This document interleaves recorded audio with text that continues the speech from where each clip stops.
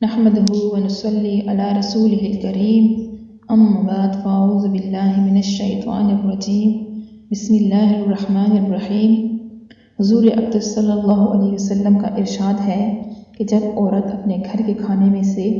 اس طرح صدقہ کرے کہ اسراف وغیرہ سے اس کو خراب نہ کرے تو اس کو خرچ کرنے کا ثواب ہے، اور خاوند کو اس لیے ثواب ہے کہ اس نے کمایا تھا، اور کھانے کا انتظام کرنے والے کو مرد ہو یا عورت ایسا ہی ثواب ہے، اور ان تینوں میں سے ایک کے ثواب کی وجہ سے دوسرے کے ثواب میں کمی نہ ہوگی۔ اس حدیث شریف میں دو مضمون وارد ہوئے ہیں، ایک بیوی کے خرچ کرنے کے متعلق ہے اور دوسرا سامان کے محافظ، خزانچی اور منتظم کے متعلق ہے، اور دونوں مضامین میں روایات بکثرت وارد ہوئی ہیں۔ ایک اور روایت میں حضور اقدس صلی اللہ علیہ وسلم کا ارشاد ہے کہ جب عورت خاوند کی کمائی میں سے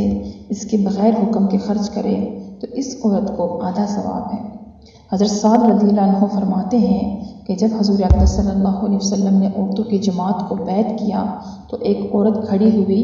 جو بڑے قد کی تھی اور عرض کیا، یا رسول اللہ صلی اللہ علیہ وسلم، ہم عورتیں اپنے والد پر بھی بوجھ ہیں، اپنی اولاد پر بھی اور اپنے خاوند پر بھی بوجھ ہیں، ہمیں ان کے مال میں سے کیا چیز لینے کا حق ہے؟ حضور صلی اللہ علیہ وسلم نے فرمایا، تر و تازہ چیزیں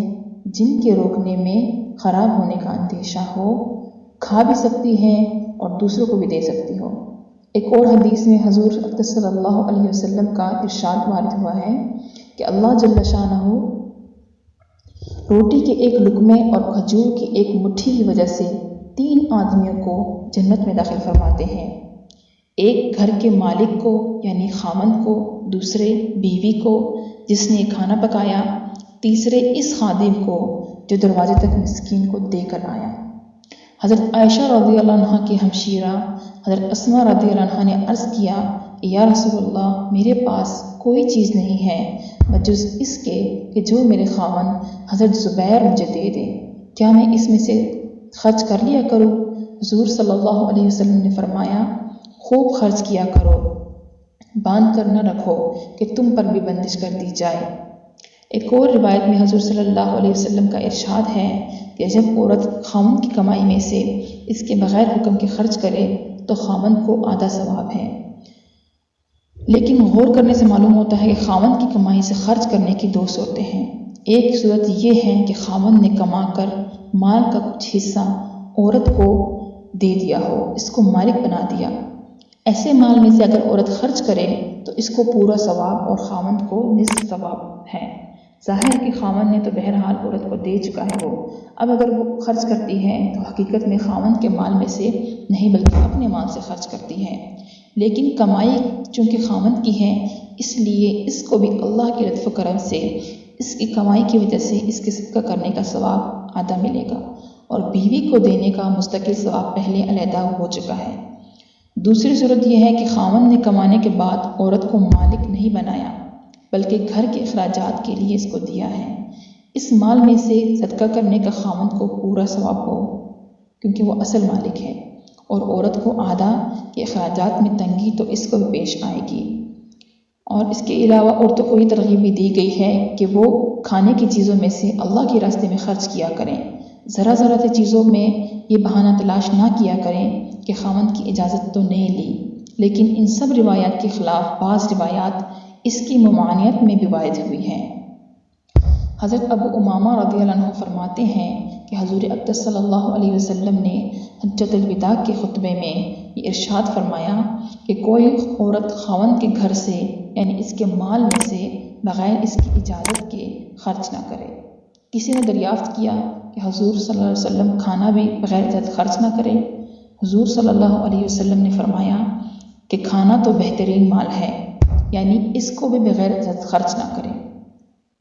اس روایت کو پہلی روایت سے کوئی حقیقت میں معاند مخالفت نہیں ہے۔ پہلی سب روایات عام حالات اور معروف عادات کی بنا پر ہیں۔ گھروں کا عام عرف سب جگہ یہی ہے اور یہی ہوتا ہے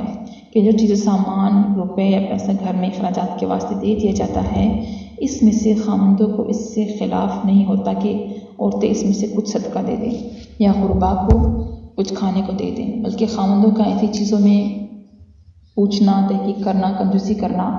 یہ صحیح نہیں ہے۔ لیکن اس عرف عام کے باوجود اگر کوئی بخیل اس کی اجازت نہ دے، اس میں سے کسی کو دیا جائے، تو پھر عورت کو جائز نہیں کہ اس کے مال میں سے کچھ صدقہ دے یا ہدیہ دے، البتہ اپنے مال میں سے جو چاہے خرچ کرے۔ ایک شخص نے حضور صلی اللہ علیہ وسلم سے عرض کیا، یا رسول اللہ صلی اللہ علیہ وسلم، میری بیوی میرے مال میں سے میری بغیر اجازت خرچ کرتی ہے۔ حضور صلی اللہ علیہ وسلم نے فرمایا، تم دونوں کو اس کا ثواب ہوگا۔ انہوں نے عرض کیا کہ میں اس کو منع کر دیتا ہوں۔ حضور صلی اللہ علیہ وسلم نے فرمایا، تجھے تیرے بخل کا بدلہ ملے گا، اس کو اس کے احسان کا اجر ملے گا۔ معلوم ہوا کہ خاوندوں کا ایسی معمولی چیزوں سے روکنا